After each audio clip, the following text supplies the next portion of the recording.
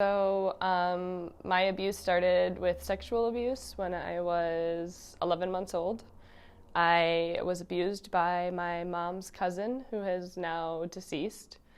Um, I don't really remember it. I have memories in my body, but not in my mind, and also in my energetic body, which I discovered through Reiki in the past 2 years.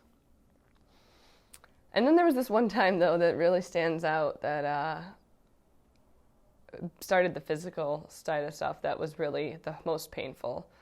And that was when I was about 15 years old. My dad was in his addiction, and I had made a face at him or something, and he punched me in the face, and my lips started bleeding.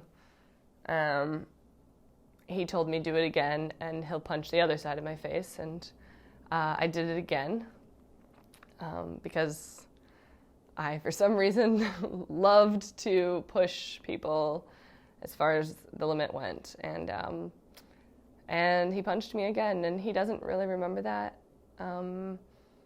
because he was in his addiction, and his memory is not great from that time in his life.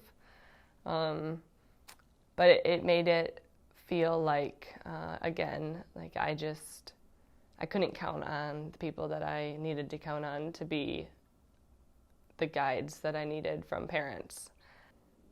And then it just kept going. Like, men always used me, and I never knew that was what was happening.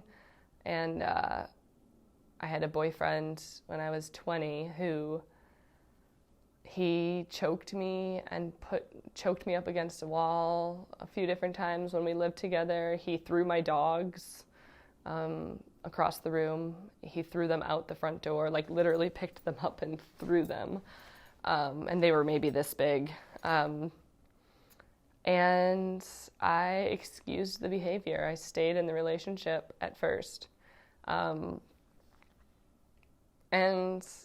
And then the biggest abuse was I abused myself.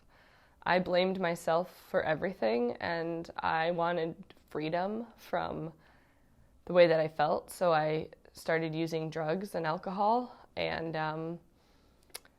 that made the pain go away and made me feel happy or something. I don't really know what it made me feel, but it made me not feel the pain that I had been feeling for so long. And so I started using pretty young, and I became an addict. And you know, I've since gotten sober, but that was how I dealt with my problems. Is I just substance abuse, and what at first didn't start as substance abuse. It just started as, let me just take something to feel happy, because I didn't ever feel happy. I always felt pressure and really insecure. And I felt like when I did drugs and drank, I had this confidence and this security, and it felt safe for a really long time. How long have you been sober? I've been sober for 4.5 years. And you know, it's so funny, but the things that I do today, I don't carry mace. I don't believe that I should have to. I don't want to live in fear.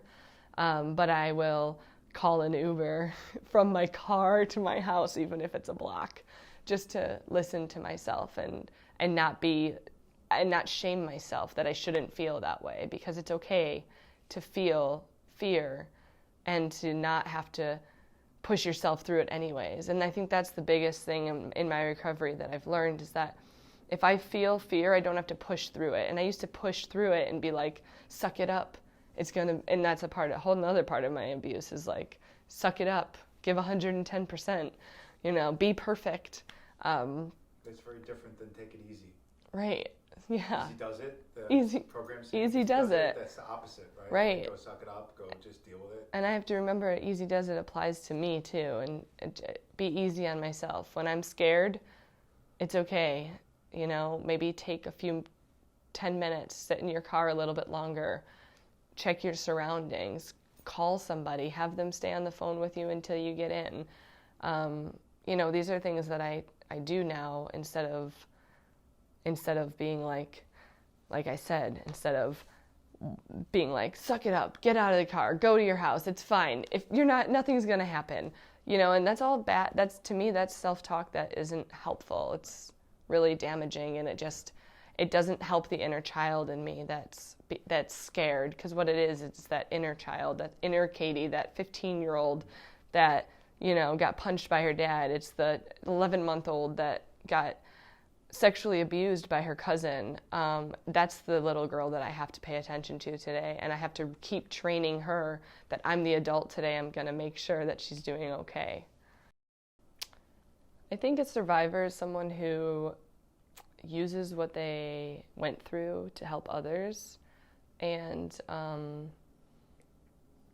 doesn't look at it as a bad thing. For me, I've learned that everything I went through, even though it may have been really tough in the moment, I've found that there are so many women that I've been able to talk with and share my experience with and show that you can come out of it and use all that drive that I had as a kid to like be perfect or to do better or learn how to be an adult faster. I've been able to use that and as an asset, and to build a business, and to be a sponsor, and to start working with energy healing. And I don't think any of that would have been possible had I stayed in the victim mindset. And for me, the victim mindset is that poor me, you know, like, I can't believe this happened to me. Staying in that belief that things happened to you. One of my biggest saying is, God does for me, not to me. And that saying has helped me to remember that everything that happens is for me to help another human. And that's my only goal on this planet in this lifetime, is to just help another human get better.